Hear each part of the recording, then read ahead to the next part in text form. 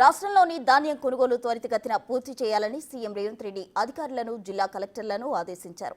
రైతులకు ఎలాంటి ఇబ్బందులు తలెత్తకుండా చర్యలు తీసుకోవాలని చెప్పారు. ఢిల్లీలో ఉన్న CM Revanth Reddy, Uttam Kumar Reddy video conference ద్వారా అధికారులు, మంత్రులతో మాట్లాడారు. తెలంగాణ అన్ని అంశాల్లోనూ నెంబర్ 1గా ఉందని సీఎం అన్నారు. గతంలో ఎప్పుడూ లేని విధంగా ధాన్యం కొనుగోలు, చెల్లింపులు సక్రమంగా జరుగుతున్నాయని ప్రశంసించారు.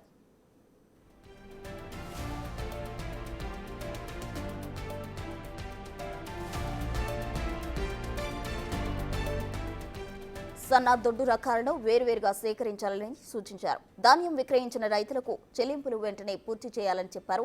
సన్న రకాలకు 500 రూపాయల బోనస్ ఇవ్వాలన్నారు సీఎం. ఇక కొనుగోలు కేంద్రాలలో రైతులకు ఇబ్బందులు తలెత్తకుండా అన్ని రకాల మౌలిక వసతులు కల్పించాలని చెప్పారు. ఉమ్మడి జిల్లాలకు కేటాయించిన ఇన్ఛార్జ్ మంత్రులు, ఇన్ఛార్జ్ అధికారులు క్షేత్రస్థాయిలో పర్యటించి ఆదేశించారు. ఇక ధాన్యం కొనుగోళ్ల తీరును పర్యవేక్షించాలని చెప్పారు. ధాన్యం కొనుగోళ్లకు సంబంధించిన నివేదికను ప్రతిరోజు సమర్పించాలని చెప్పారు సీఎం రేవంత్ రెడ్డి. మరోవైపు బిల్లులకు ధాన్యం కోసం లారీల ఇబ్బంది లేకుండా చూడాలని చెప్పారు.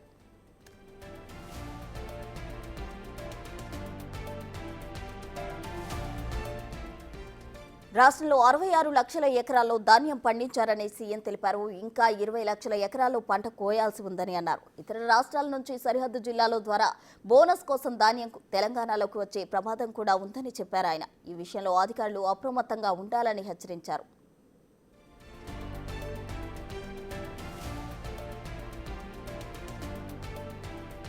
ఈ నెల 30న మహబూబ్ నగర్ లో రైతు పండుగను జరపబోతున్నామని సీఎం ప్రకటించారు. దీనికోసం 28, 29, 30 తేదీల్లో మహబూబ్ నగర్ లో వ్యవసాయ రంగంలో ఆధునిక పద్ధతులపై రైతు అవగాహన కార్యక్రమాలు ఏర్పాటు చేస్తున్నామని తెలిపారు. ఈ కార్యక్రమాన్ని విజయవంతం చేయాలని చెప్పారు సీఎం.